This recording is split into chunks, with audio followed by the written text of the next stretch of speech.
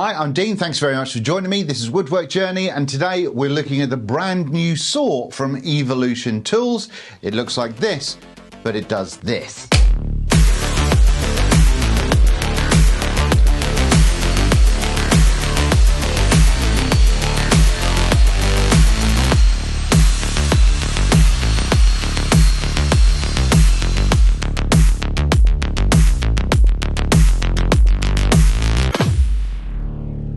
As I said, thanks again very much for joining me. I'm sorry it's been a little while since I've been online. The bungalow is nearly livable, so we're moving in next week, and that means that I can come out here and spend time converting this single car garage into a really quality small workshop. So if you're not already subscribed, I would suggest subscribing for that, because there's going to be a heck of a lot of good stuff going on there. And it's going to be the sort of stuff, hopefully, that anybody can do, and on a budget as well. Now then, getting on to this. This is the brand new saw from Evolution Tools. Now, Evolution have had the Rage and the Rage 5S in the UK for a number of years now, and it's certainly been one of the more popular saws available. It had a lot of really good things going for it, and a few things that weren't quite so great. So, has Evolution learned a bunch from that experience and made this one significantly better?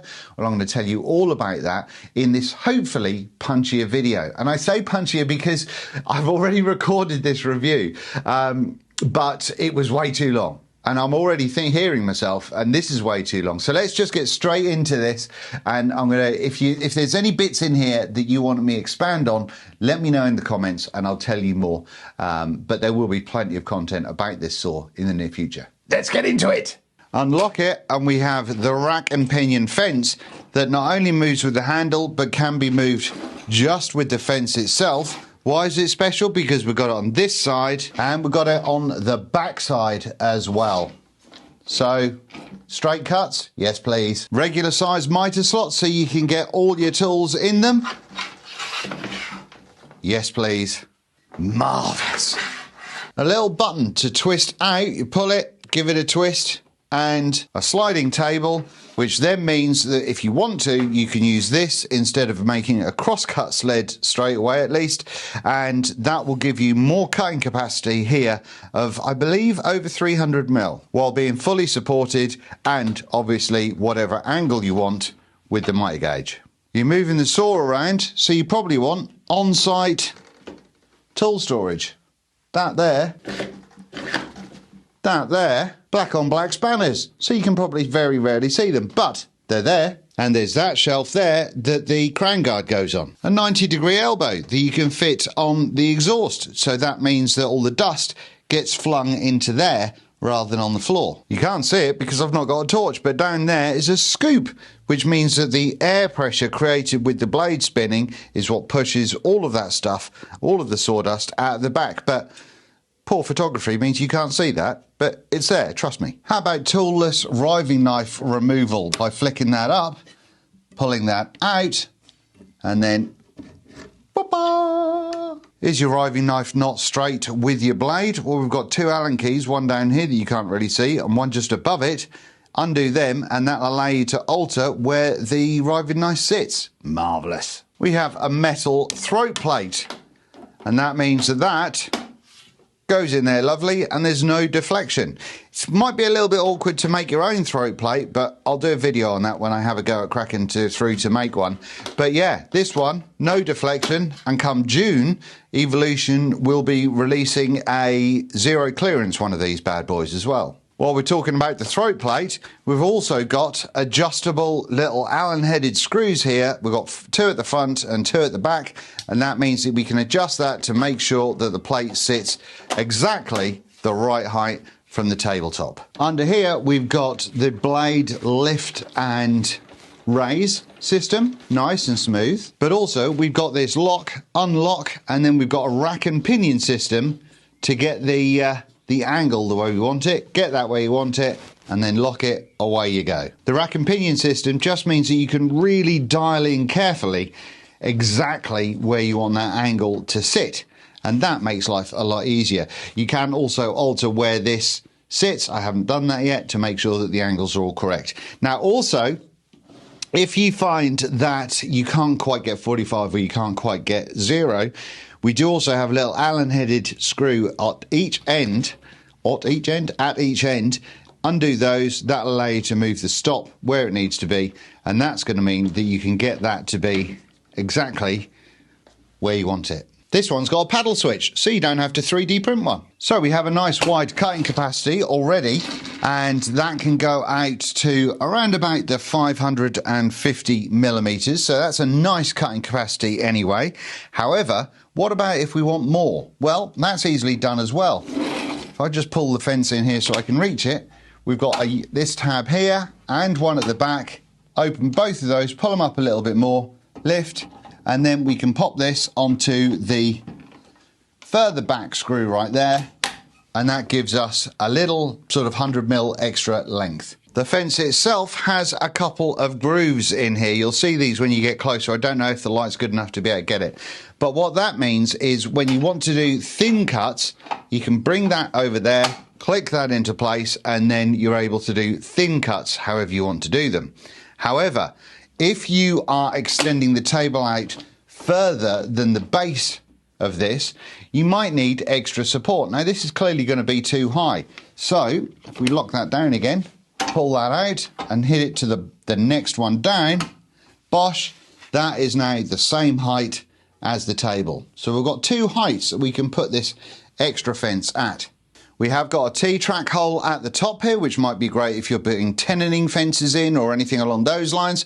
That certainly could come in useful.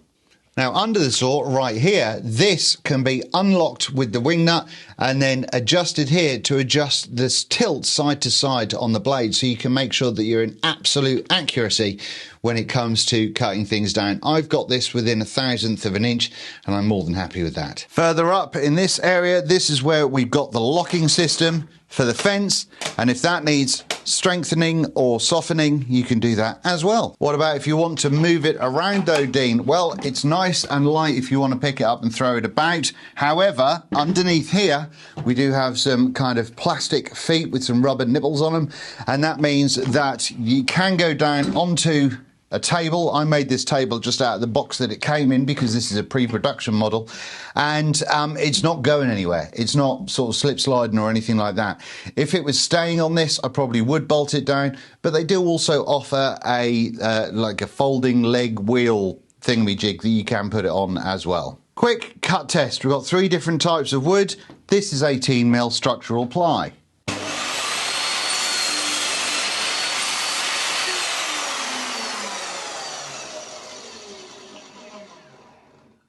Not a problem. This is German steamed beech, and I've made a mallet out of this, and it's incredibly hard.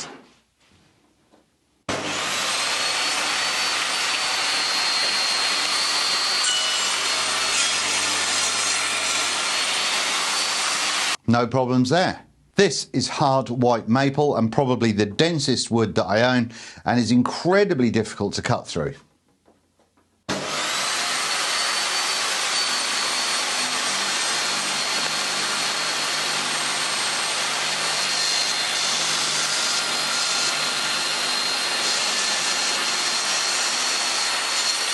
And all of that is with the stock multi-material Evolution blade that comes with the saw. So it's not even a proper wood saw, but it does a whole bunch of good stuff. So that was a whirlwind tour around this R55 TBL Evolution table saw. Now then, if you go for the RT55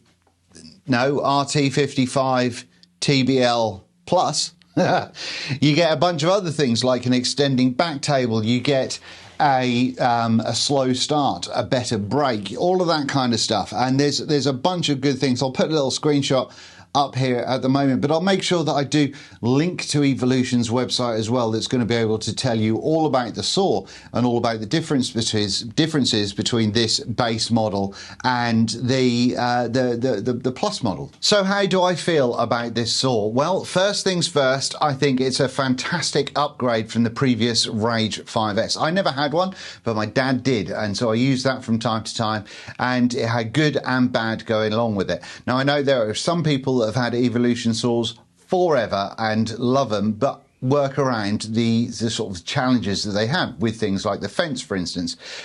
This seems to address that. Also to the point that the exhaust, or where the chippings come out, it doesn't move the blade as easily as the previous one did. You've got standard size mitre slots, fantastic. The rack and pinion double-ended fence, fantastic. The cutting capacity is superb as well. Now, you've got a few other saws with rack and pinion fences, and this is getting compared to a lot of them in the UK, or the couple of them in the UK at the moment, and they are different. They are not the same saw. They certainly share some characteristics, some of the bits of plastic and what have you, but they are not the same saw. Now, when it comes to the motor, hey, what? This 1650 motor, 1650 watt motor, I think it is, it did perfectly well. Absolutely fine. It's got a 3000 RPM spin, I think, something like that, and it cut through things without a problem. The Plus version does have an 1800 watt motor, so still got a maximum 3000 RPM, something along those lines, but it's a bigger motor. Now then, they're brushed motors. So brushes in time always start to get worn down. Now, you don't get any spares in the packaging, I believe. However, Evolution do carry spares. So should it get to a point that you use your Evolution saw so much that it needs the brushes replaced, then they've got you covered on that one. So here we have the arbor. Now, this is something that I think is going to cause some conversations in the industry and on the forums and Facebook groups and what have you. That arbor looks quite long to me. Now, does that mean that you can put a dado blade on it? I don't know. To be honest with you, couldn't tell you. I'm fairly sure that Evolution would say, do not put a dado blade in there.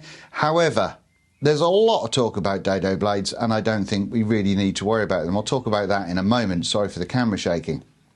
The only other thing is that this does take a 25.4, which is a 1-inch bore hole on your saw blades. However, you can get adapters to make sure that you can fit all of your normal 30mm blades quite happily. I picked up a little bag of these adapters off Amazon, couple of quid, job's a good one, and it means I can use all my old blades. Dado blades are super popular because they do a fine job, but to be honest with you, most hobbyist woodworkers just don't need them. Also, the idea of taking a blade off, then putting a blade on, multiple spaces in between the blade, and then a final blade, and then putting it all on, and then making sure it's all lined up, I don't need that grief. So what I've done is I've ordered a CMT 6mm kerf blade. I know Keith Rag'n'Bone Brown has been using one for ages and he loves it.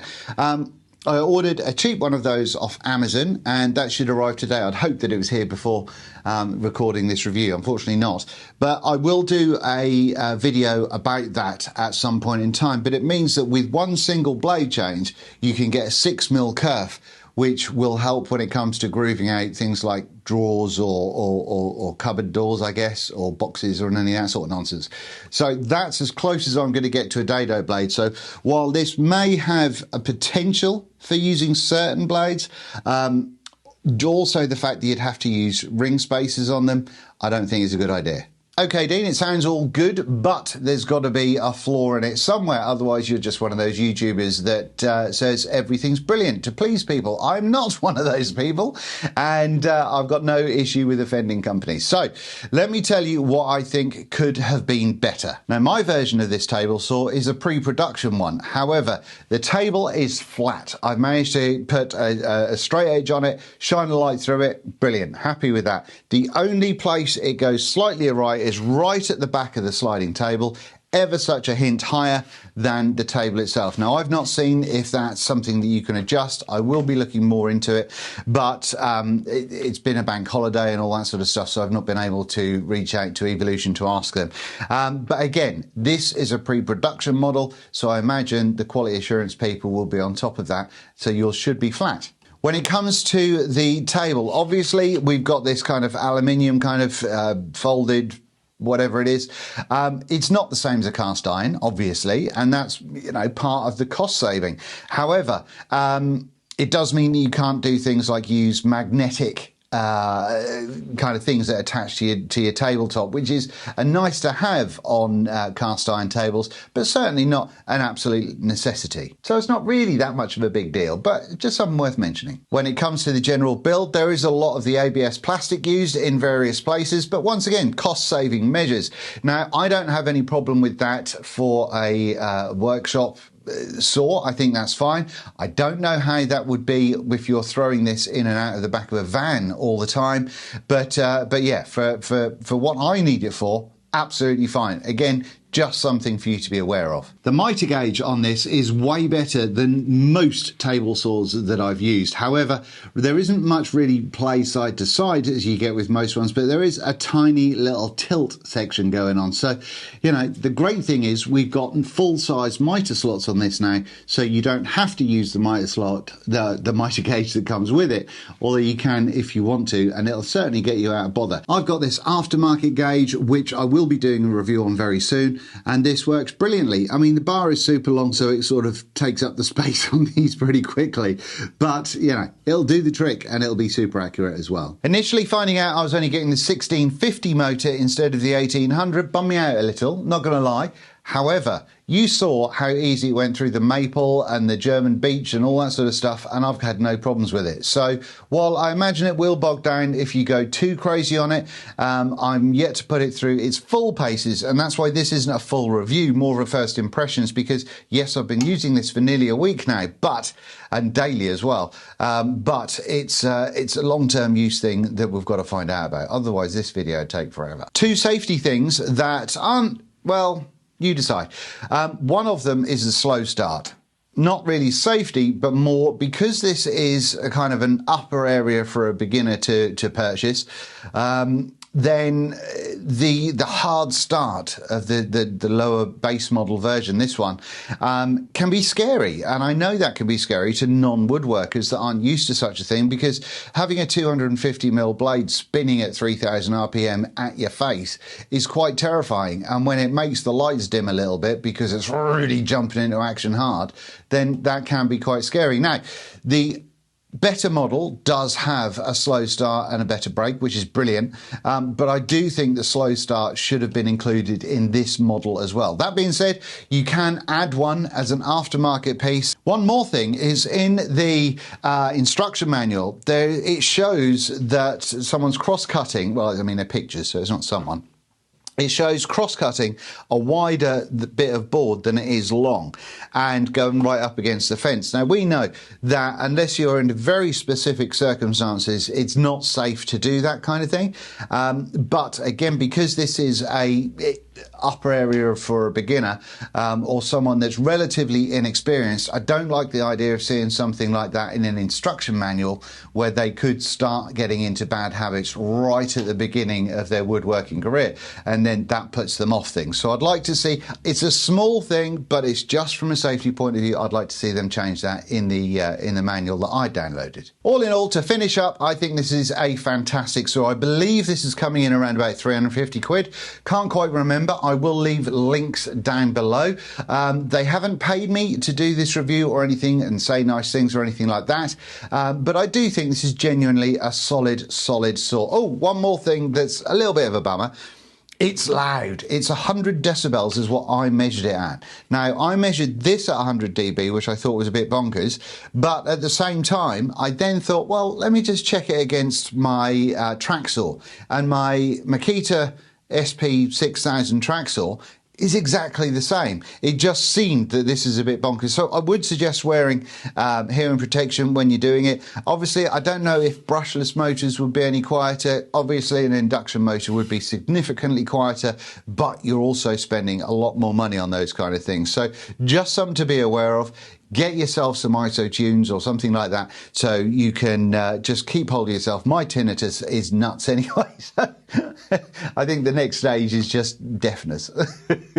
That's not funny. But yeah, for the money, I think this is fantastic. They did send this to me free for the purposes of review, but no money has changed hands. They've not seen this video ahead of me publishing it or anything like that, so these are my honest opinions. That being said, I am going to leave a couple of links down below, or a link down below, where you can go to the landing page on this website. The pre-order was released on Good Friday, or is released on Good Friday, and I believe normal sales will begin on Tuesday, which should be the day that this video comes out. So that's when this is going out.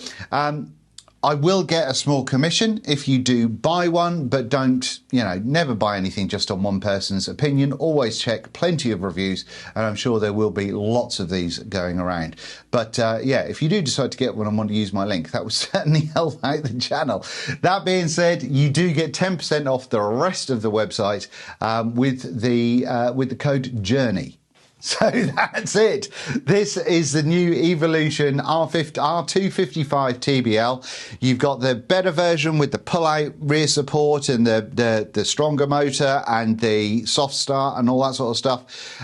If you want it, I can't remember off the top of my head how much that is. I don't think it's a vast amount more than this base model.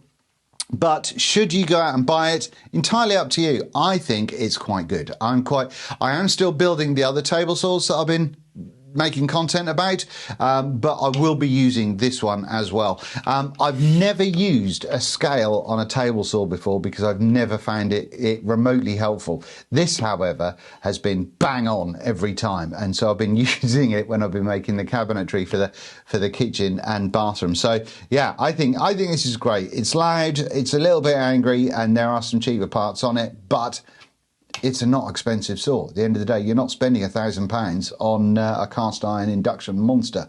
This is doing a grand job, and something that only time will tell if it's really another legend in the making. Let me know your thoughts down below, and if you've got any other questions, then I'll try to answer them in future videos. I've got a few videos about this planned, not least how to do a full setup and all that sort of nonsense. So let me know if you enjoyed it. Hit the like, hit the subscribe, and I'll see you very, very soon. Bye-bye.